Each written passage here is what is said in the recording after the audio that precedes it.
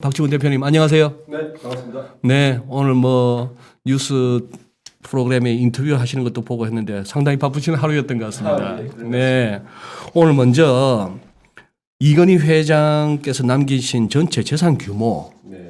뭐 그러다 보니까 지금 이미 뭐 워낙에 뉴스화돼서 우리가 다 압니다만 상속세만 하더라도 한 12조 원 정도라고 알고 있는데요. 그렇다고 아무리 돈 많은 삼성가라고 하더라도 그게 뭐 현찰이 있는 건 아닐 테고 이걸 앞으로 어떻게 내게 되는지 뭐 이런 부분 먼저 한번 좀 설명을 듣고 갈까요? 네, 그렇습니다. 28일이었죠. 네. 상속세가 결정이 되는 날이었습니다. 네. 우리나라 상속세는 사망을 한 시점부터 6개월이 되면 상속세를 납부를 해야 됩니다. 상속 신고를 해야 되는 거죠. 예. 근데 그게 초미의 관심이었습니다. 예. 얼마나 될까?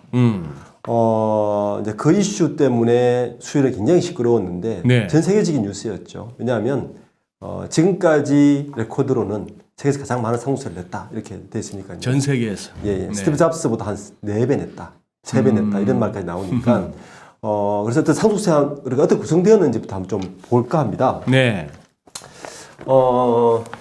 이건희 회장의 그 재산은 크게 이제 세 가지로 이제 보통 나누는데 제일 처음 주식이죠. 네. 주식. 두 번째는 주식만 있는 것이 아니라 이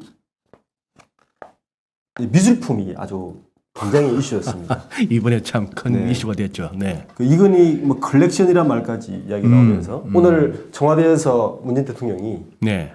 특별하게 관리해라까지 이제 청와대에서 이야기가 나올 정도까지 예. 있었고 그 다음에 뭐 부동산, 예.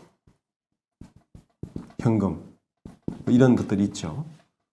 우선 사실은 이거는 사이드고 제일 중요한 건 주식이었죠. 그렇겠죠. 예, 주식이었죠. 왜 주식 중요하냐? 이건희 회장이 갖고 있는 이 주식 종목이 삼성그룹 전체 지배 구조에 막대 영향을 미치기 때문에 이게 중요했습니다. 제일 많은 주식은 사실은 전자였죠. 금액으로 따지면 금액으로 따졌을 네. 때. 삼성 전자 주식이었는데 이게 이건희 회장이 4.18%를 가지고 있습니다. 네. 이 금액으로 약 15조. 15조. 네, 15조. 두 번째 중요한 주식은 삼성 생명의 지분이었죠. 이거는 금액은 이거 작지만 20.76%로 금액으로 약 3조 정도 되는 돈이었습니다. 오. 네. 아. 이 두 개가 제일 중요하고요. 나머지 뭐 물산, 뭐 기타 SDS 같은 게 있었는데 이거는 실질적으로 2.88%밖에 안 됐고 이거는 0.01%밖에 안 돼서 사실 중요하지는 않습니다. 네. 어쨌든 주식으로 갖고 있었던 총 신고한 금액이 18조 9,600억입니다. 거의 19조네요. 네, 19조입니다. 이게 제일 컸고요. 네. 미술품은 김현장에서 계속 감정평가를 하면서 신고를 했는데 금액이 약 3조라고 일단 언론은 발표를 합니다. 근데 여기는 약간 이제 의문이 있어요. 이 3조가 상속을 받게 되면 1조 5천억 상속세를 내야 되는데 약 2만 1,000여 점의 미술품을 다 기증을 합니다. 기증. 네. 기증. 국가에다가. 국가에 기증을 합니다. 네. 국립현대미술관과 국립박물관 두 곳에 기증을 합니다. 예. 요새 유명한 작품들이 되게 많죠. 뭐 인왕제석도라부터 시작 국보 16점, 보물 46점, 60점이 수록되어 있고요.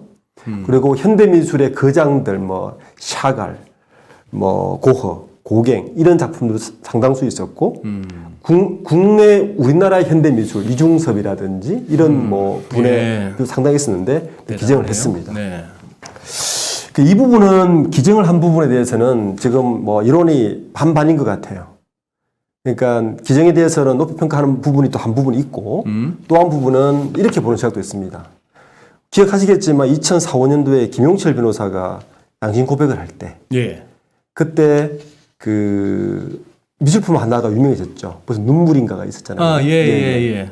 그 작품을 비자금으로 구매했다라고 고백을 했습니다. 자, 그렇다면 이런 의문이 남죠.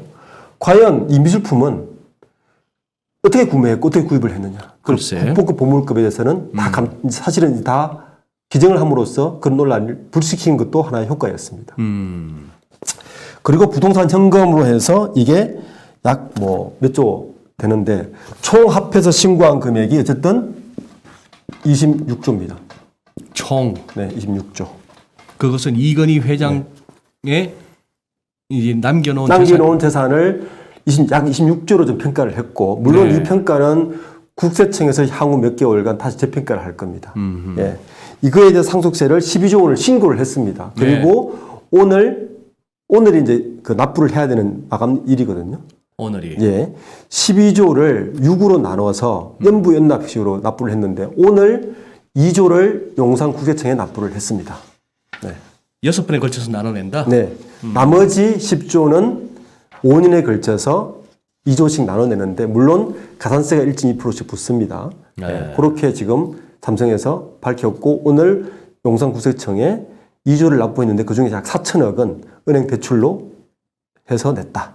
이렇게 지금 되어 있습니다. 네. 그러면 앞으로 저기 계속해서 내야 되는 거, 그건 또 어떤 식으로 마련한다고 봐야 됩니까? 우선 제일 유력시 되는 것은 이제 그 가장 유력시 되는 것은 사실은 배당금이죠. 배당금. 예, 배당금. 왜냐하면 이제 오늘 이제 뭐 어차피 이야기 쭉 단순 이야기를 하면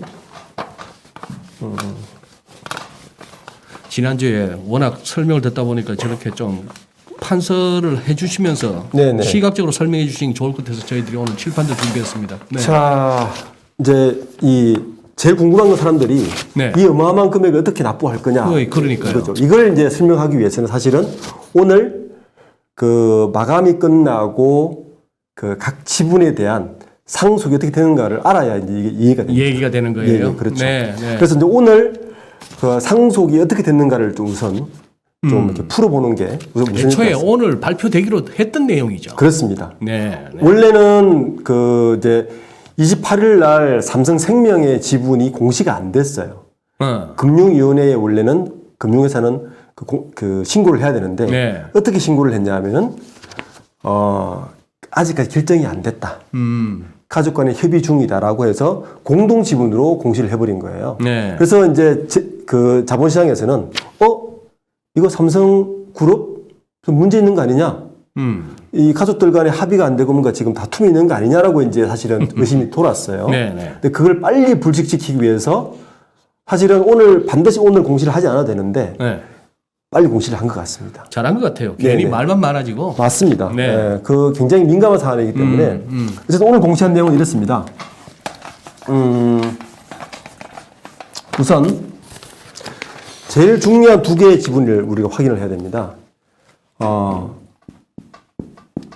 삼성 전자지분 이건 회장의 4.18%, 약 15조 되는 돈. 이게 어떻게 됐느냐? 이 지분이 어떻게 상속을 갖느냐가 제일 중요하죠. 이게 삼성전자지분은 재밌게도 법정 상속으로 지금 갔습니다. 그 지난주에 참 네. 대표님 설명해 주시면서 배우자한테 33.3%. 그리고 나머지 이재용 부회장, 이부진 사장, 이세현 이사장에게 22.2%씩 갔습니다. 그렇게 어떻게 됐냐면은 이렇게 이 지분이 이제 제가 편의상 홍으로 쓰겠습니다. 네. 홍나희 여사가 이 법정 상속을 받으면서 2.02%가 됐어요. 삼성전자의 지분이. 개인적인 이번에 상속 받은 것까지 포함해서 이제 2.05%가 원래 가지고 있던 0.95%에다가 가져가? 상속받은 거 합해가지고 2.02%였는데 이게 2.02%가면 얼마 안 된 것 같지만 금액을 오늘 종가로 따져보니까 11조 2천억입니다. 요게 예. 11조가 돼요. 예. 네. 주식 수로는 1억 3,700만 주. 네. 설명해도 돼요. 두 번째 이제 이재용 부회장. 예, 이 JY라고 그러죠. JY. 예, 네. JY에게는 현재 0.7%가 있는데 네. 이재용 부회장은 1.44%가 됐습니다. 네. 금액으로 따지니까 7조 9천억이 됐어요. 네. 그리고 이부진 사장에게는 보증 상속으로 가서 0.82%가 됐습니다. 이세현 이사장도 0.82%가 됐어요. 이 두 사람의 가치는 약 4조 5천억. 각각 4.5조가 되었어요. 지금 이제 대표님 설명하신 거는 지금 대부분의 우리 언론 기사에 정리가 되어 있는 내용이고. 네네. 네. 제가 금액을 따진 거예요. 네. 자, 그럼 이걸 왜 설명했느냐? 이제 상속세 재원이 중요한데, 네. 작년에 삼성전자가 배당을 2,990원 했습니다. 특별 배당을 또 별도로 한번 했죠. 예. 자, 이 홍라회사부터 이재용 부회장, 이부진, 이선 이 네 사람이 가지고 있는 삼성전자 지분 현재 주식수를 가지고 만약에 한 5천원 정도를 배당을 하면 삼성전자가 네. 1조 7천억이 됩니다. 네. 자, 그러면 저는 자본시장에서 앞으로 약 5년간은 이 오늘가가 삼성전자에 대한 배당을 굉장히 공격적으로 할 가능성이 높다. 이렇게 볼 수 있는 부분이죠. 배당을 공격적으로. 현재대로 늘 매년 3천 정도를 배당을 하는데 네. 주당 3천 정도 배당을 하게 되면 이 내 오늘가 가족이 갖고 가는 배당 금액은 약 1조 원 정도 됩니다. 연간? 예, 연간 1조 원 정도. 그러니까 저는 이렇게 상속이 됐으면 삼성전자에 대한 배당은 향후 굉장히 공격적으로 할 가능성이 높다. 왜냐하면 아까 이야기한 대로 상속세 재원을 마련하기 위해서입니다. 네. 예. 그래서 지금 시장 예측은 하나 틀렸어요. 왜 틀렸냐면은 원래 예측은 삼성전자 지분이 삼성그룹 지배구조 제일 중요하기 때문에 홍라희 회사에게 이만큼 주지를 않고 이재용 부회장에게 상당 부분 몰아주지 않겠느냐라고 했는데 시장 예측은 틀렸습니다. 네. 근데 이유가 이제 여러 가지 설이 있어요. 네. 제가 생각하는 첫 번째 이유는 이겁니다. 첫 번째 이유. 이재용 부회장에게 다 몰아주지 않고 홍라희 회사에게 간 첫 번째 이유는 상속세 문제입니다. 첫 번째 문제입니다. 상속세 문제. 예. 왜냐하면 아까 이 4.18%의 가치가 15조예요. 15조. 이 15조를 다 몰아주면 받은 사람이 상속세를 다 내야 되는 거죠. 예. 그러니까 이재용 부회장의 상속세가 만만치 않게 네. 올라가거든요. 네. 그 부담감을 일부 틀어준 이유가 첫 번째 있다. 자, 두 번째 이유는 이 홍라희 여사와 이부진, 이세연이 지분율은 높지 않은 것 같지만 강력한 캐스팅보트를 지게 되었다. 삼성전자에 대해서. 그러니까 균형과 견제를 적절하게 이뤘다. 그런 포석을 이제 읽을 수 있는 부분입니다. 예. 근데 이런 의문은 들죠. 지금 이건희 회장의 사망 이후에 상속세가 굉장히 많아서 이슈가 됐지 않습니까? 네. 이 홍라희 여사가 1945년생입니다. 45년생. 네. 자, 그러면 현재 가지고 있는 주식 자산은 11조예요. 예. 홍라희 여사가 만약 유고시 혹은 정리나 상속세는 같은 세율이니까 네. 이 주식을 또 한 번 상속이나 정리를 하게 되면 약 6조 원의 세금을 또 내야 되는. 그러네요. 그러니까 저는 첫 번째 의문이 이렇게 들었습니다. 지금 상속세 때문에 시끄러운데 홍라희 여사에게 법정 상속으로 갚버리면 이 11조 원이 되는 이 지분에 대한 또 한 번의 상속세를 고민을 해야 될 텐데 왜 이렇게 결정을 했지? 라는 의문이 들었어요. 네. 그거에 대한 의문을 좀 고민하다 보니까 첫 번째 드는 생각은 그렇게 해서라도 이재용 부회장의 상속세에 대한 부담을 틀어주는 게 첫 번째 이유고 두 번째는 홍라희 여사가 아직까지는 자기가 캐스팅 보드를 쥐고 있겠다라는 의지가 읽히는 부분입니다. 네. 예. 그래서 삼성전자 지분은 이것이 중요하고요. 오늘의 그 상속 지분의 하이라이트는 역시 삼성생명이었습니다.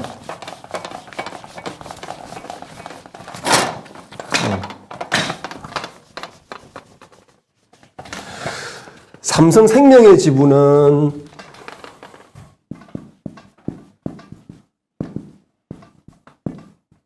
이건희 회장이 20.76%를 갖고 있었는데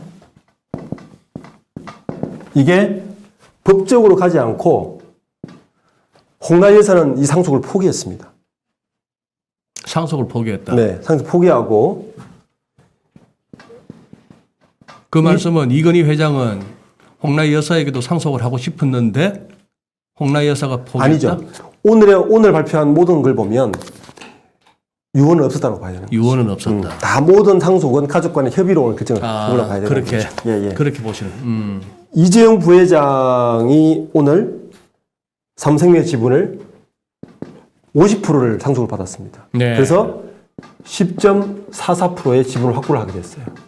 생명 전체의 네, 네. 지분에 있어서. 네. 네. 그리고 이부진 사장이 6.92%를 확보하게 됐습니다. 그리고 막내인 이세현 이사장이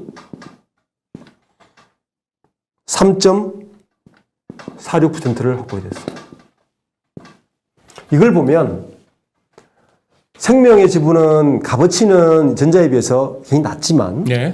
그 이재용 부회장은 이 생명 10.44%를 갖고 있어도 오늘 종가로 따지면 1조 7천억밖에 안 됩니다. 이 두 사람의 거는 그냥 1조 그리고 여기는 한 5천억 정도 되는데 네. 금액으로는 작지만 이건 굉장한 상징 의미가 있습니다. 어떤 의미죠? 왜 어떤 의미가 있냐면은 이렇게밖에 갖고 있지 않지만 이건 이제 지배 구조를 또 그려줘야 이해가 되는 부분이에요. 네. 자, 요건 10.44% 놔두고요. 자, 이제 삼성그룹의 지배 구조를 한번 다시 그려보겠습니다. 지난주 들을 때 많이 어렵더라고요. 네. 네. 근데 자. 주식하면서도 저런 거 해야 되는 게 우리나라는 힘들어. 저런 거 제가 알아야 참고로 되니까. 이재용 부회장은 JY라고 표기하겠습니다. 예. 자, JY가 가지고 있는 지분의 첫 번째는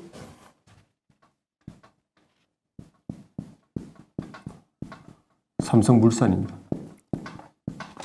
삼성물산의 지분을 오늘부로 가지고 있는 그 이근 회장의 지분까지 받아서 삼성물산도 참고로 법정 상속으로 지금 상속이 됐습니다. 그래서 이재용 부회장이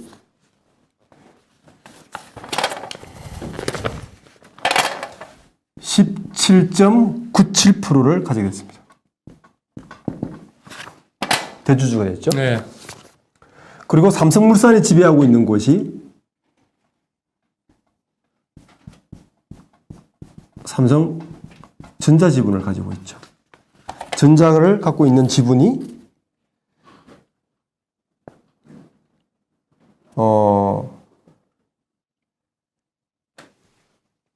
약 5%를 갖고 있죠. 약 5%, 4.5%를 갖고 있죠. 자, 그런데 이렇게만 보면 이재용 부회장이 삼성전자를 지배하는 건 이것밖에 안 되잖아요. 이 고리가 약하죠. 약하죠. 그래서 이근 회장이 만들어 놓은 게 뭐냐면 바로 삼성생명이었습니다. 삼성생명 지분을 삼성물산이 19.34%를 가지고 있어요.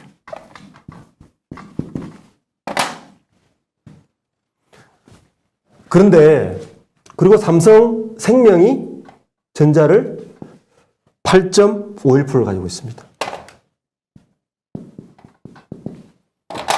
그리고 이재용 부회장이 직접 갖고 있는 가가 얼마나 그렇죠? 1.7%.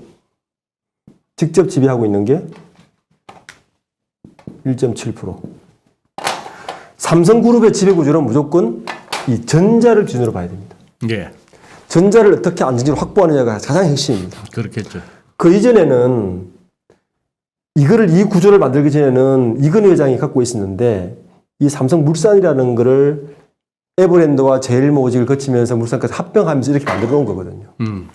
JY가 삼성물산을 지배하고 삼성물산이 삼성생명을 지배하고 생명이 전자를 지배해서 안정적인 지배 구조를 확보하는 게 있었는데 네. 이번에 근데 문제는 뭐냐면 JY가 물산을 통해서만 삼성생명을 지배했지 직접 예. 지분이 없었어요. 근데 이번 상속을 통해서 바로 이 고리를 만든 겁니다. 10.44%를 만든 거죠.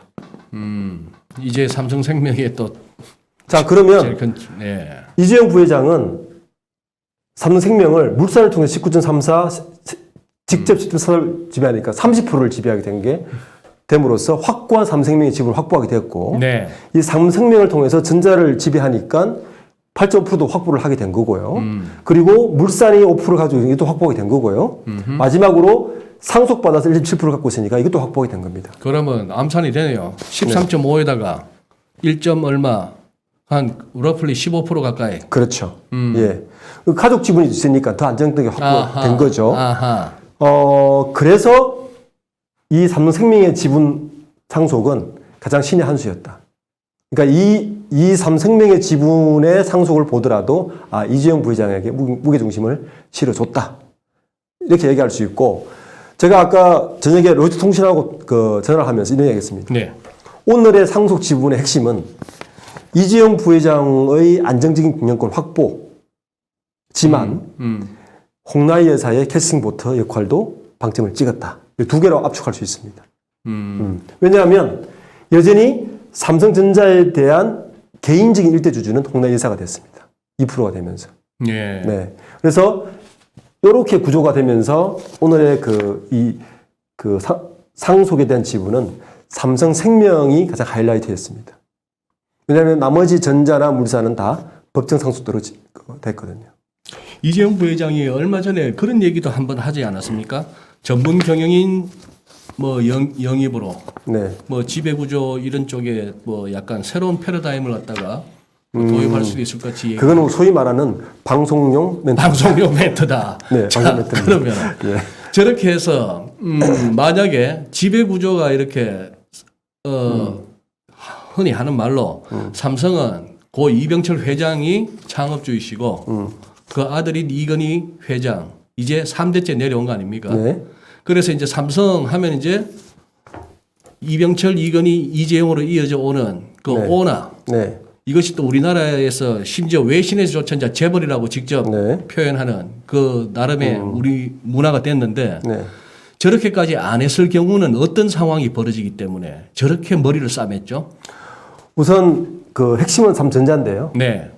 삼성전자의 주주 구성을 보면 특수관계인들이 갖고 있는 지분이 그렇게 높지가 않습니다.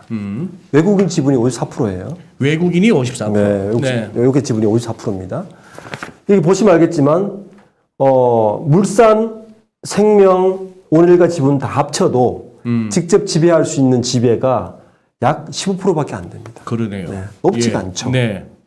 그런데 문제는 또 뭐냐면 전자 지분이 너무 무거워요. 네, 금액이 상당하잖아요.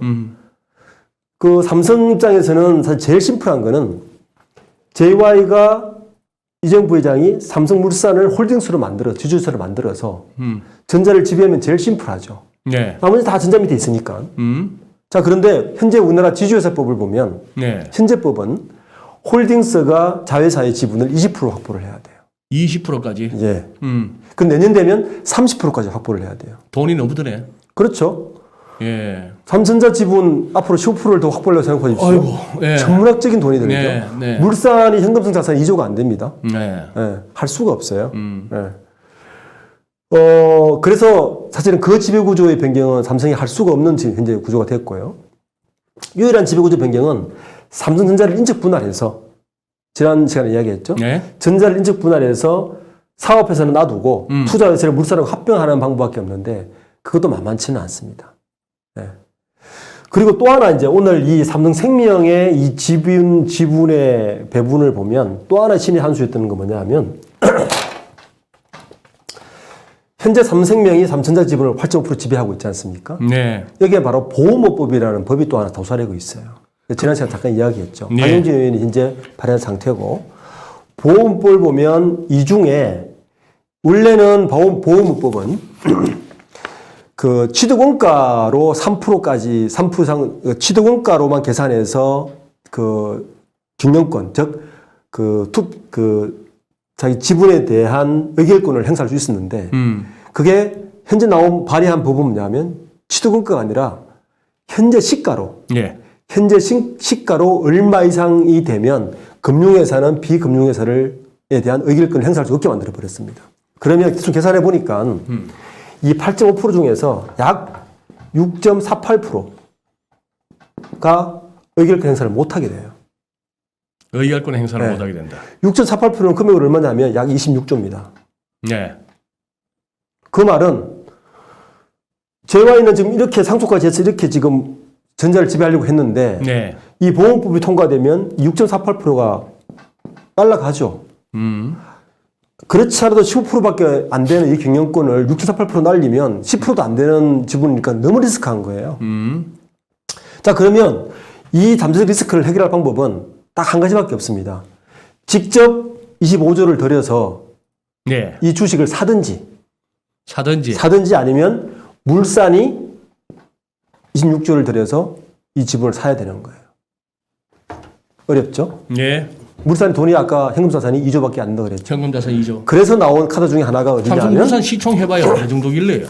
뭐 한 12조 되나? 그렇게밖에 안 되죠. 네. 네. 그래서 여기서 나온 카드 중에 하나가 뭐냐면 바로 삼성 바이오로직스입니다. 네. 바이오로직스. 삼성 바이오로직스의 현재 물산에 가지고 있는 지분이 43.44%. 시총 따지면 대충 이해되시죠? 아마 이 돈이 이 돈하고 비슷할 겁니다. 대표님 죄송합니다만 예. 설명 중에 저 삼성물산이라는 회사는 뭐 하는 회사냐 싶은 생각이 들어요. 네. 무슨 뭐 투자 회사 같습니다. 그 지금도 재판 중에 있지만 삼성 바이오로직스를 만들 때 사실은 네. 이 그림을 그리고 만든다고 봐야 되는 거죠. 그렇겠네요. 예, 예. 네. 그러니까 삼성물산 제일모직을 합병을 통해서 지배권 안정화를 가지고 계속 준비 중이었는데 브레이크가 걸린 거죠. 네. 예. 그러니까 지금 이 구조를 보면 왜 삼성 바이오로직스를 만들었냐를 이해를 할 수가 있고 네. 삼성 바이오로직스는 물산이 43.44%, 전자가 나머지를 가지고 있죠. 예. 지분을. 예. 이거는 팔 필요가 없죠. 예. 당연히 이거는 나도 여기도 약 30% 넘으니까 43%를 팔아도 전혀 문제가 생기지 않습니다. 그러니까 이거는 총알이죠. 삼성 바이오로직스 지분을 갖다가 물산이 시장에서 판다. 팔아서 이 잠재적 리스크를 안고 있는 이 삼생명이 가지고 있는 이 6.5% 정도를 사들여야 되는 거예요. 그래야 이번 저는 이 상속이 끝나고 나면 그 다음 작업 이걸 할 것이다. 우리가 대표님 돈 많은 분들의 그리고 그 엄청난 브레인들의 저런 어떤 구도를 갖다가 우리가 일일이 쫓아가는 거는 삼성가의 그 돈 많은 분들을 걱정해서도 아니고 네. 자 이제 투자하시는 분들 입장에서 삼성그룹 관련주들이 굉장히 많고 그렇죠. 거기에 또 우리 개인 투자자들의 많은 또 이렇게 비중이 쏠려 있다 보니까 그것이 이제 주가에 미칠 영향을 갖다가 궁극적으로 이제 계산하기 이제 추정해 보기 위한 거 네. 아닙니까? 여기까지만 들었을 때는 그러면은 그렇게 해서 삼성생명법 뭐 보호법 예. 네, 이게 통과됐을 경우에 할 수 없이 재원을 마련하기 위해서는 삼성 바이오 로직스를 팔 수밖에 없다라는 논리도 나오네요. 그렇죠. 아니 그러면은 저걸 또 누가 받아줍니까? 시장에서 다 받아달라고요? 시장에서 받든지 어쨌든 풀겠죠. 그러니까 현재 구도대로 보면 제가 볼 때는 이제 상속이 끝났지 않습니까? 네. 오늘부로. 네. 자, 우리는 이제 중요한 건 그다음 넥스트인 거죠. 자, 이 상속이 끝나고 나서 이 지배 구조와 이 상속 이후에 삼성그룹주가 어떻게 움직이는가 사실 그게 관심이잖아요. 그러니까요. 뭐 우리가 네. 상속을 낼 것도 아니고요. 네. 네. 저는 그래서 핵심주는 몇 가지 먼저 보면 네. 우선 첫 번째로 아까 이야기했던 대로 보호무법에 대한 리스크를 어떻게 해소할 것인가 저는 바이오로직스밖에 없다. 네. 첫 번째 결론이고요. 네. 자, 이게 해결되고 나면 저 법은 언제 통과됩니까? 이게 사실은 저는 이번 정권에 통과될 줄 알았어요. 왜냐하면 지난 정권도 이미 발의 한번 됐었거든요. 네. 그리고 국제적으로나 국내적으로 금융회사가 예. 금융회사는 자기 돈이 아니잖아요. 그렇죠. 다 뭐 그 보험 그렇죠. 가입자 분들이 몇 개 예. 금융회사가 비금융회사의 지분을 갖고 있으면 사실은 이건 굉장히 리스크한 겁니다. 이건 앞으로도 계속 리스크가 발생할 거예요. 네. 예, 그래서 이거 어떻게든 이 리스크를 해소하는 게 첫 번째고요. 그래서 저는 이 구조에서 보면 먼저 삼성 바이오 물산에 대한 걸 우선 주시를 해야 되고. 네. 자, 두 번째 그 종목은 저는 삼성 SDS입니다. SDS. 예. 삼성 SDS는 이 구조에 전혀 거론되지 않는 하나의 계열사예요. 그런데 SDS가 왜 중요하냐? 이재용 부회장 지분이 SDS의 9.2%입니다. 어허. 오늘 종가로 따지니까 1조 3천억. 예. 그리고 이부진 사장의 지분이 3.9%. 오늘 종가로 5,500억입니다. 이서연 사장도 3.9% 5,500억이에요. 이 3남매의 지분을 다 오늘 종가로 합치면 약 2조가 좀 넘습니다. 네. 자, 그러면 아까 제가 상속세를 어떻게 낸다고요? 연부연납으로 낸다고 했습니다. 예. 자, 언젠가는 삼성 SDS의 지분을 상속세 재원으로 저는 마련할 가능성이 높다. 지금 바로는 아니지만 이제 매년 4월 30일마다 내야 돼요. 자, 그러면 시기가 중요합니다. 4월 30일, 4월 30일 내야 되는데 자, 이 3남매가 상속세 재원을 마련하기 위해서 계열사 지분을 어떻게든 매각해서 마련할 거 아닙니까? 예. 그러면 그 계열사 지분을 가치를 높이겠습니까? 낮추겠습니까?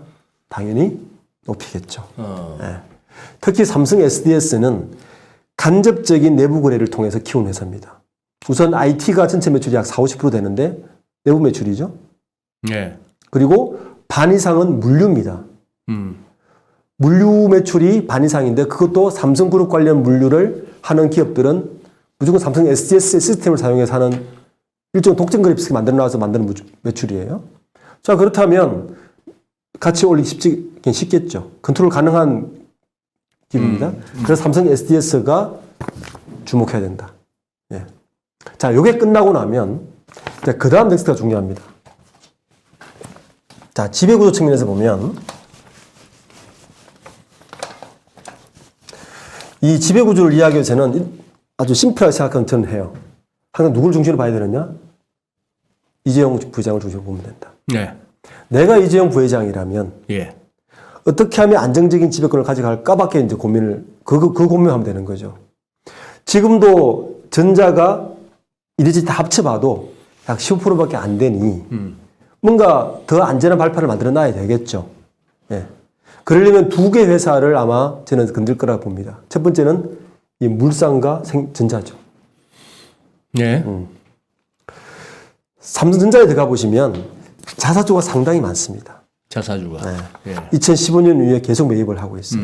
자, 자사주를 매입하는 가장 큰 이유 중에 하나는 제가 지난 시간에 잠깐 이야기했지만 인적 분할을 통한 의결권 부활 같은 마술이 있습니다. 언젠가 이용할 것이다 라고 보는 거예요. 그러니까 현재 구조도 15% 정도밖에 안 되기 때문에 어떻게든 이 지분가 안정적인 가치를 높일 것이라는 게 첫 번째 메커니즘이죠. 그 방법은 뭐냐? 자사주의 의결권 부활이 될 겁니다. 네. 그게 돈이 하나도 안 들어요. 전자를 인적 분할해서 물산과 합치든지 하면 그게 부활을 하는 거죠. 그래서 전자를 앞으로 더 주시해야 된다. 전자를 주시해야 되는 두 가지가 있죠. 물론 반도체 경기도 다 좋지만 지배구조 측면에서 보면 배당을 많이 할 수밖에 없다. 오늘 상속 결정했기 때문에 매년 3,000원씩 배당을 하면 3,000원? 예, 매년 배당 하나씩 하면 오늘 일가들이 가져가는 게 약 1조인데 5,000원으로 올리면 1조 7천원까지 올라간다. 자, 그러면 배당을 많이 할 수밖에 없을 것이다. 현금은 많으니까요. 예. 배당에 대해서 관심이 있게. 두 번째는 지배구조 개편에서 전자는 핵심이다. 인적 분할하고 자사주 부활시키면 그것도 하나의 포텐이 될 것이다. 그 다음이 뭐냐면 물산이죠. 네. 이재용 부회장이 직접 지분을 가지고 있고 나머지 3남매가 다 지분을 가지고 있기 때문에 홀딩스 역할을 앞으로 굉장히 할 것이다 라고 볼 수밖에 없는 기업이고 이 기업의 가치도 향후 그렇게 평가하는 것이 맞다 이렇게 보는 거죠. 네. 이렇게 된 지금까지 또 설명을 듣다 보니까 무슨 뭐 재무관리나 투자론에서 얘기하고 있는 어떤 주가 결정의 이론이라든지 이런 것들이 참 그거는 책에서나 하는 상하탑에서나 하는 얘기 같고 현실에서는 이런 얘기를 하게 되는데 자, 뭐 이런 어떤 우리나라에서 이런 재벌 중심의 어떤 기업과 경제 발전 이 부분에 대해서 또 뭐 얘기가 되자면은 또 각자 갖고 있는 관점과 철학에 따라서 이거는 또 밥이 새도록 얘기해봐야 답 없는 그냥 뭐 싸움만 되는 그런 일입니다만 분명 그 순기능도 있었고 또 어떤 역기능도 있었고 합니다만 그런 얘기를 하자는 게 아니고 지금 만약에 아까 외국인 지분이 54%를 하시지 네. 않습니까? 삼성전자가. 네. 뭐 딱 자본주의 논리로 하면은 우리 이제 외국인들이 다 그 54%의 지분을 갖고 있는 외국인 투자자의 각 개체들이 한 마음만 먹으면은 저거 하는 거 아니에요. 균형을 가져올 수 있죠. 경영권을 가져가면서 네. 뭐 이재용 부회장이 아니라 네. 그 새로운 이사에서 세우는 경영진이 세워질 수도 있는 그런 네. 상황 아닙니까? 현실적으로 그것이 안 돼서 그렇지만. 그렇죠. 그러나 꼭 50%가 아니라 하더라도 약간의 좀 높은 지분만 가지고는 뭐 과거 엘더트도 그랬고 무슨 최근에 그런 행동주의 네. 그런 그 우리 지금 어느 정도 리스크에 노출되어 있는 겁니까? 대표님 보시기에 우리 삼성 같은 경우는 우선 이제 저는 주주자본주의 이렇게 봅니다. 주주자본주의. 주주자본주의, 우리나라 주주자본주의 택하고 있으니까요. 네. 주주자본주의는 우리는 간단하죠. 주주자본주의는 주주의 권익이 기업 활동에서 주주의 권익이 최우선입니다. 그렇죠? 네. 그리고 주주들은 자기가 가진 지분만큼의 권리를 행사할 수 있습니다. 네. 심플합니다. 네. 두 가지가. 그런데 보시면 항상 외국인들이 지적하는 게 우리나라의 재벌 문제나 이런 문제를 보면 이재용 부회장 마찬가지죠. 1.7%밖에 안 들고 있어요. 예. 직접 가지고 있는 거. 네. 1.7%인데 지금 나오는 얘기는 이재용 부회장이 없어요. 뭐 기업이 위험하다. 특사로 사면을 해서 뭐 백신하고 뭔가를 바꿔야 돼. 이런 얘기가 나오는 것 자체가 어불성설이죠. 원칙적으로 보면. 그런데 직접은 1.7%지만 직접 1.7%를 가진 이유가 뭐겠습니까? 이게 이유 간단해요. 오늘 우리가 지금 이번 주 겪고 있는 상속 문제나 재무 문제 때문입니다. 이재용 부회장이 만약에 1.7%, 5%, 8.5%를 다 가지고 생각해 보세요. 주식 자산이 30조가 넘습니다. 40조가 됩니다. 네. 자, 그러면 이재용 부회장도 유고시에 그러면 상속세가 얼마 나오겠습니까? 몇십조를 내야 되는 거예요. 그러네요. 자, 그렇게 되면 네. 우리나라 어느 재벌 기업도 3대가 가면 상속세 때문에 절대 가압승계를 할 수가 없습니다. 그렇겠네요. 예. 그러니까 핵심되는 기업은 적게 가져가면서 나머지 기업들을 가지고 지배를 하는 방법이 가장 효율적인 거예요. 세금을 적게 내고 누릴 거 다 누릴 수 있고 할 수 있는 방법이죠. 네. 그래서 우리나라가 순환 출자라든지 여러 가지 구조가 이렇게 나올 수밖에 없는 구조가 바로 이것 때문입니다. 네. 네. 자, 외국인들은 그래서 이게 굉장히 깜깜이라는 거예요. 외국인들에게는. 입장에서는. 제가 지난 시간에 이야기했죠. 우렌 버핏이 제가 외신 기자가 이렇게 물었다고요. 우렌 버핏이 현대자동차 정몽구에 갖고 있는 지분 7조 정도를 인수하면 현대자동차가 정몽구 우렌 버핏이 되느냐? 안 된다. 왜? 안 풀리는 거죠. 이 구조를 그룹마다 다 달라 또. 우리 또 버핏 할배한테 설명을 해도 당장 이해가 안 되는 거죠. 그림이 안 들어온다. 근데 미국이나 외국은 심플하잖아요. 그 네. 지분 내가 매입하면 그건 내 거야. 그러니까요. 심플한데 우리나라는 안 돼요. 이렇게 되는 거죠. 야, 삼성전자의 지분 이재용 부장이 갖고 있는 1.7%인데 1.7%한 11조쯤 되는데 이거 내가 인수하면 우리 거 돼? 내 거 돼? 안 돼. 왜? 그럼 이제 풀어야 되는 거예요, 이제. 예. 네. 그러니까 참. 실제 이 17.97%가 금액으로 따지면 4.5조예요. 네. 물산에 갖고 있는 이재용 부회장 지분은 4.5조. 예. 그러니까 4.5조가 1.7%인 8조를 이기는 거예요. 예. 산수가 안 맞는 거죠. 그게 이제 외국인들이 가장 풀지 못하는 숙제인 거고, 오너 입장에서는 어쨌든 지금 당장 갖고 있는 상속세 같은 부담이 너무 크니까 이렇게밖에 지배를 못하고 있는 거죠. 예. 그게 이제 한국 경제의 가장 큰 아이러니고 미스테리고 아주 풀어야 될 그런 문제인 거죠. 사실 상속세가 지금 우리 그 전 세계적으로 봤을 때도 지금 굉장히 높은 거 아닙니까? 비슷합니다. 다 비슷해요? 예, 비슷합니다. 오히려 어떤 부분에서 높은 국가도 있고 낮은 국가도 있고요. 우리가 뭐 그렇게 아주 높다고 볼 수는 없습니다. 아, 그렇습니까? 예, 예. 예. 대충 그러면은 아니 저기서 그러면은 아까 SDS는 참 이게 그거 하네. 이 기업의 어떤 뭐 비즈니스를 갖다 분석해가지고 주가를 예측하는 게 아니라 지금 이런 걸로 얘기를 해야 되는 상황인데 SDS는 힌트가 왔는데 바이오로직스 어떻게 이해해야 되겠습니까? 저도 뭐 위험한 얘기긴 합니다. 예, 위험한 얘기 합니다. 네. 지금은 사실은 바이오로직스가 뭐 바이오 붐 때문에 사실은 불과 많이 부장이 됐고요. 네. 됐고 그게 이제 실질적인 또 기업 가치가 그런데 만약에 보호법으로 인한 이 리스크가 작동되면 어떻게 이게 작동될지 굉장히 의문스럽습니다. 의문스럽다. 예, 예. 지금 저 바이오로직스가 지금 뭐 해서 돈을 벌고 있죠? 말 그대로 셀트리온처럼. 그러니까 삼성 바이오는 삼성에서 이제 모델을 만들 때 네. 사실은 삼성 반도체 같은 모델을 만든 거예요. 반도체. 파운드리 같은 모델을 만든 거예요. 그러니까 파운드리가 뭡니까? 누가 설계해 준 걸로. 설계해 준 걸 가지고 잘 만들어서 납품하면 그 돈이 되는 거잖아요. 네. 삼성이 잘하는 게 뭡니까? 잘 만들어요. 반도체 같이 잘 만들 수 있습니까? 그 바이오로직스를 그렇게 만든 거예요. 파운드리처럼. 사실 저는 삼성 바이오는 파운드리 회사인 거죠. 아하. 예. 세계적인 바이오 기업들이 맡기면 잘 만들어 주니까 맡겨서 그걸로 가치를 하는데 그 바이오가 대박이 났어. 그래서 돈을 버는 거죠. 그러니까 삼성이 잘할 수 있는 걸 하는 겁니다. 네. 그래서 만든 것이고 이게 대박이 났습니다. 그런데 그걸 계속 할 수 있느냐? 물론 계속 하겠죠. 네. 근데 실제 우리 지금 자본농단이나 뭐 여러 가지 지금 재판도 받고 있지만 한 이유가 이거는 사실 총알용이었다라고 계속 나오고 있는 거죠. 총알용이었다. 네. 그리고 대표님 삼성은 요 정도에서 네. 마무리해도 될까요? 네네.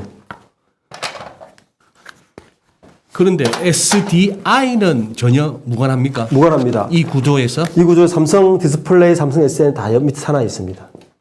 네. 그 삼성은 그리고 삼성생명 밑에 화재, 카드, 증권 다 있죠. 네. 네. 그러니까 삼성은 아주 계열사가 어마어마하지만 딱 세 개 회사 물산, 생명, 전자 이 세 개로 다 정리가 됩니다. 알겠습니다. 네. 예. 그러면 지난주에 말씀 다 못 하셨는데 현대차 관련해서 한 10분 정도로만 어떻게 좀 저희들한테 엑기스만 좀 현대 관련해서. 네네. 예. 우선 현대차. 네.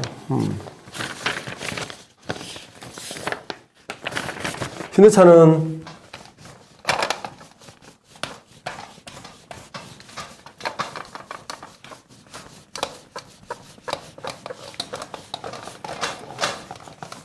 네, 지금 아주 우리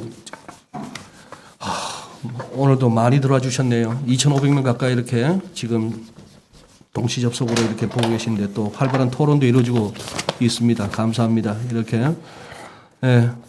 또 저희들 이런 거 하다 보니까 또 좋아요도 한번 눌러주시기를 또 부탁드리게 되는데, 네, 상당히 이 재벌 문화 관련해서 네, 뜨거운 토론이 이루어지고 있습니다. 저희 내용 들으시면서 채팅방 보시는 것도 상당히 또 도움이 되실 것 같네요. 네. 현대차는 가장 중요한 회사가 네. 모비스입니다. 모비스.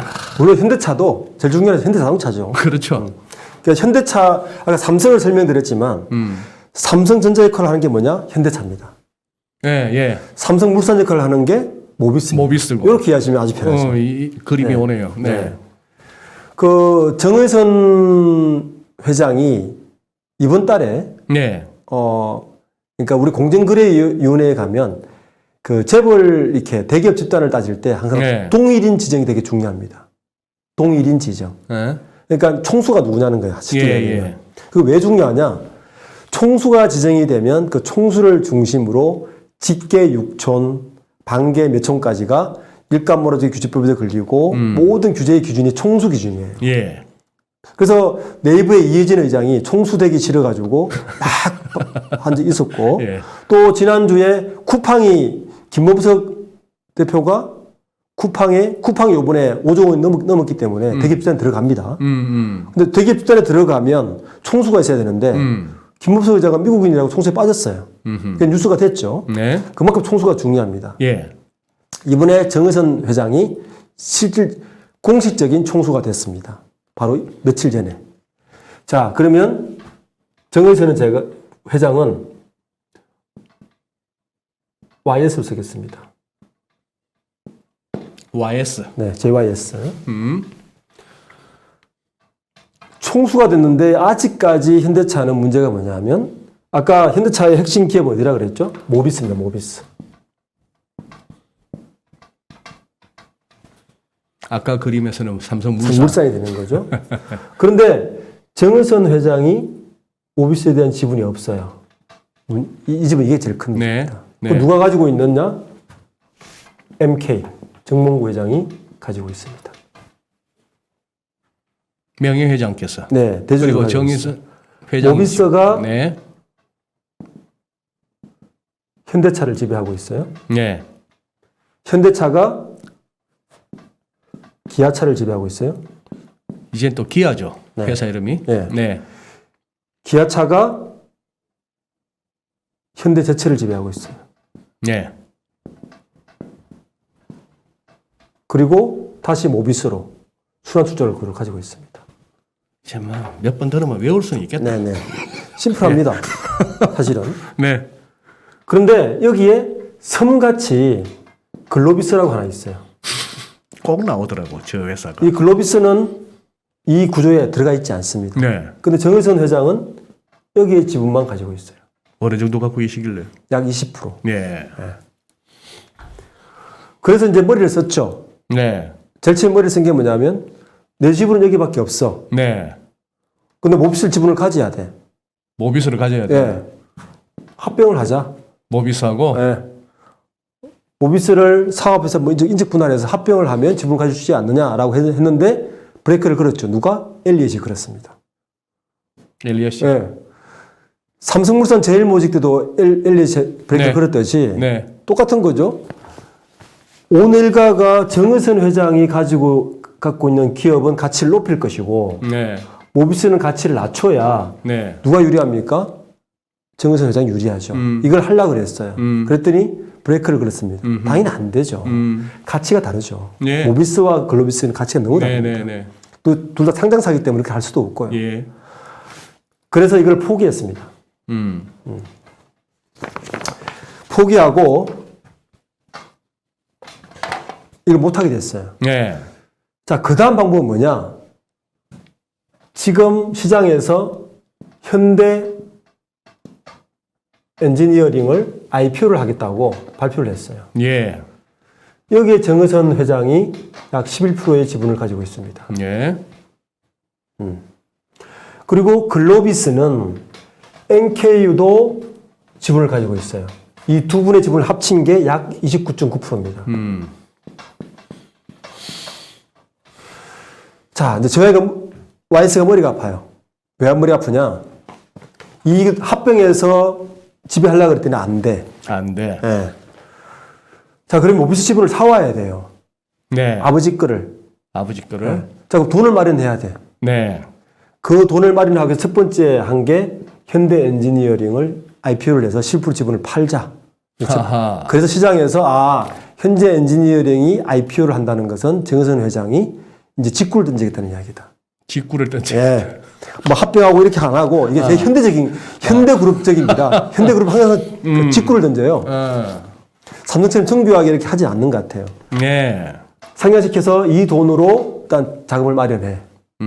두 번째, 글로비스도 이제 머리가 아파진 거예요. 왜냐하면 작년에 공정경제 3법이라는 법이 통과됐습니다. 네. 상법에. 예. 그 법에 의하면 원래는 일감 몰아주기가 상장사는 30%, 오늘가가 상장사 지분 30% 갖고 있는 기업은 계열사와 일감 몰아주기를 하면 와칭을 하겠다. 그리고 뭔가 혐의가 있으면 형사처벌을 하겠다라고 해서 29.9%를 맞춰놨어요. 그래서 29.9예요. 네. 요거를 작년에 공정경제 3법으로 20%로 하향시켜 버렸어요. 자, 그러면 당장 9.9%를 매각을 해야 돼요. 그러네요. 네. 리스크 하잖아. 왜냐하면 글로비스는 거의 대부분의 매출이 계열사를 통해서 일어납니다. 물류회사잖아요. 네. 네. 지금은 그래서 뭐 물타기 좀 했습니다. 외부 매출을 만들고 막 이렇게 했는데 아직 그래도 대부분 매출은 계열사에 일어납니다. 이 법 때문에 당장 9.9% 매각도 해야 돼요. 예. 그래서 이것도 매각할 가능성이 크다. 이 금액하고 이거 맞는 총알로 뭐 할 거냐? 모비스 지분을 확보할 가능성이 높다. 자, 그러면 모비스만 지분을 확보하면 되느냐? 순환 출자이기 때문에 이것도 해결해야 돼요. 김상조 전 실장이 네. 공정거래위원장하고 되면서 일성으로 나왔던 게 고전적인 지배구조 개편하겠다라고 한 게 현대그룹을 타겟으로 해서 이야기했거든요. 근데 하지 않았어요. 네. 이 순환 출자를 하는 방법, 이 해소하는 방법은 현재 방법은 이거밖에 없을 것 같아요. 무슨 방법이냐? 모비스 인적 분할해. 현대차 인적 분할하고 기아차, 그러니까 이거 A-로 만들어. 이거 B-로 만들어. C-로 만들어. 네. D-로 만들어. 네. 그리고 이 다시 있는 이 기업들을 다 합병을 해요. 투자회사를. 투자회사들을 합병해서 지배한다는 게 지금 가장 유력한 정책입니다. 그러면 모비스 지분을 확보하면 지배구조가 끝나는 거죠. 그래서 지금 박주건 대표님 말씀을 들으면 모비스 주식을 좀 사야 될 것 같은 느낌이 들고 지배구조 측면에서 보면 그렇죠. 지배구조 측면에서는 예. 그렇다. 예. 근데 문제는 자, 투자들이 볼 때 가장 큰 문제가 뭐냐면 회사 가치를 따질 때는 뭐 수석님 잘 아시듯이 뭐 그래프 보고 이렇게 해서 대충 시점을 하면 되는데 네. 이 지배구조주의 가장 단점은 언제 하는지를 모른다는 거예요. 언제 할지 모른다. 네. 근데 저 인적 분할 방금 말씀하신 저 시나리오 현대차 그룹에서 생각하는 저걸 반대하는 세력들도 있을 거 아니에요. 있겠죠. 네. 그런데 그 이전에 글로비스와 모비스를 합병하는 것만큼 반대가 심하지 않을 거라는 겁니다. 왜냐? 각각의 사업 회사들은 그대로 사업을 영위하기 때문에 그렇게 주주 가치를 훼손을 하지 않거든요. 네. 오히려 지배 구조가 투명해지는 것에 표를 던지기 가능성이 높다는 거예요. 주주들이. 지금 좀 순환 출자보다는 덜 리스크하거든요. 덜 리스키하다. 네. 그래서 이렇게 하면 지난번 계획했던 합병보다는 반대가 덜 할 것이다. 이런 게 이제 예측이고요. 이렇게 하면 또 지배구조도 그 이전보다는 훨씬 투명해질 것이라는 게 예측입니다. 이렇게 할 가능성이 크다. 네. 그리고 그 모회사는 직접 IPO를 내서 가진 자금을 가지고 지분을 매입할 가능성이 높아졌다. 이렇게까지 해석할 수 있을 것 같습니다. 30% 가지면 안 된다 해서 29.9% 가지고 있었더니 또 법을 고쳐서 20% 했다. 네. 이런 얘기 이 대목에서 저는 그 톰과 제리 그 애니메이션 이 만화 영화가 떠오릅니다. 예. 이 재벌 기업들은 제리고 그걸 갖다가 당국이라고 할 수 있는 톰이 계속 쫓아는 가는데 이 제리가 굉장히 야삭빠르네요. 네. 그걸 제일 잘한 그룹이 삼성그룹이었습니다. 아, 모든 법을 앞서서 만들었고 뒤따라가는 그 그룹들은 그 법의 제한을 받아서 못하고 있는 예, 시점이었습니다. 알겠습니다. 그래요. 대표님 뭐 한 50분 넘게 아주 뭐 열강을 해주셔서 감사합니다. 여기서 일단 우리 박 대표님 갖고 오신 내용은 여기서 마무리하도 2주 연속 너무 귀한 시간 내주셔서 고맙습니다. 네, 감사합니다.